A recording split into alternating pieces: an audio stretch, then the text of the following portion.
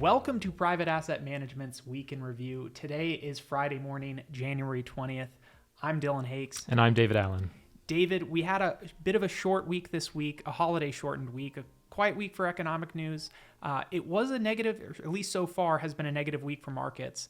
We're coming off 2 straight weeks of very positive returns to start the year. We're giving a little bit of that back this year. It seems like the market might be reacting to at least the start of earnings season. What have we heard from earnings so far? So we're just in the opening stages of this period of time when companies are going to be reporting their results for their last quarter. We only have about 10% of the S&P 500 which have reported so far. So there's not a whole lot of information there to really glean a significant trend. What we are seeing just in these first few reports is that company profitability is a bit down from what we saw in prior quarters. That's something that we expected to see. And we're also seeing fewer earnings beats than we saw over the last several quarters and more companies either meeting consensus estimates or just falling a bit short. I think we will have to watch the rest of earnings season. It's something that we'll be looking at very closely. The other thing piece of economic news that we got this week, we got a retail sales report. What did we learn on that end? So retail sales, I think we've talked about this before, is not the sort of the best look at how consumers are spending, but it does give us some information how spending on goods in particular is trending. So this was the data for December, and it wasn't a very optimistic picture heading into 2023. We did see overall retail sales decline by 1.1% in December. We saw the November data revised down to a 1% decline. So a pretty negative bit of momentum heading into the end of the year for the consumers. But again, this is largely, this report contains goods categories and not the service categories, which have been, we've seen more and more spending trending in that direction. So we'll get some data later this month that'll give us a better mix between goods and services. But at least based on this retail sales report, there's some reason to be a bit pessimistic about consumer spending as we're heading into the first quarter of 2023. The other economic report we got this week, we saw the industrial production report out. What did it tell us? So the report showed that in December, overall industrial production did decline, despite a really strong contribution coming from the utility sector based on weather during the month. What was concerning was the manufacturing decline. Production in that category fell by 1.3%. And there was particular weakness in business equipment manufacturing, down 2% for the month. And so that really suggests that we're seeing some of the weakness of higher interest rates that's making it more difficult for companies to go out and invest, making capital expenditures and things like business equipment. And that's carrying through to the retail sales report also. We saw particular weakness in vehicle sales, as well as furniture and electronics. Those are all categories that tend to be more dependent on the interest rate environment than some of the less durable goods that are included in those reports. The last thing that we heard about this week came from the political side of the spectrum. We heard from Congress that the government had reached its debt limit today. And there's some concern about going forward about whether they're going to be able to reach an agreement to raise the debt limit. What was that all about?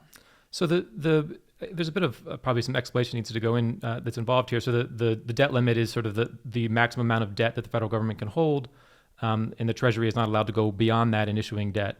And so we did reach that limit, and then is that a reason to be concerned right now? In fact, it's not. The Treasury does have what they call extraordinary measures.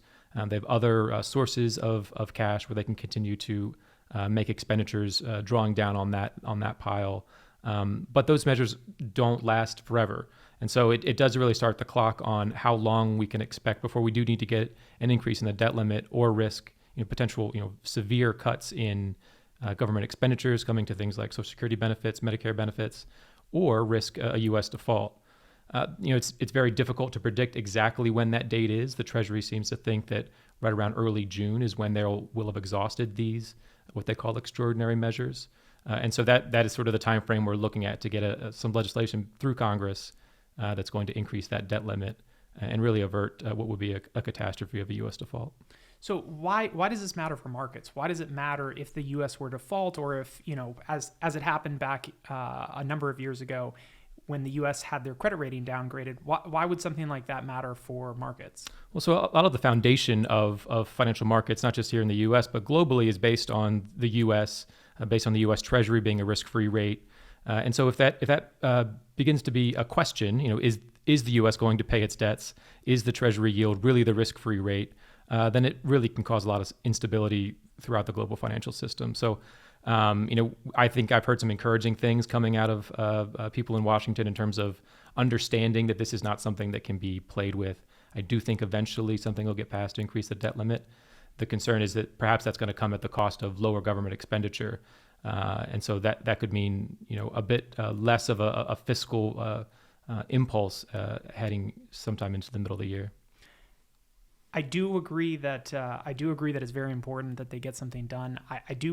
I am a little bit concerned about what it's going to take to get there. Hopefully both sides can come together and get this figured out. I don't think it's something from our perspective that they want to mess around with. I do agree that us being the risk-free rate of the world is a big advantage for us. So turning to next week, what do we have on the calendar? So a couple big reports to look forward to. The first is our first look at fourth quarter GDP. So that's going to come out on Thursday. Consensus is expecting quarter over quarter annualized growth of 2.6%. In addition to that, we get our preliminary look at durable goods orders, durable goods shipments. That's again, thinking about how interest rates are impacting business activity. That report is going to give us some sense of that for the month of December also, because those durable goods are certainly going to be influenced by high interest rates. So looking at how much of an impact is carrying through to that report is also going to be interesting next week. Absolutely. We'll look out for that. Thanks everybody for joining Private Asset Management's Week in Review. We'll see everybody next week.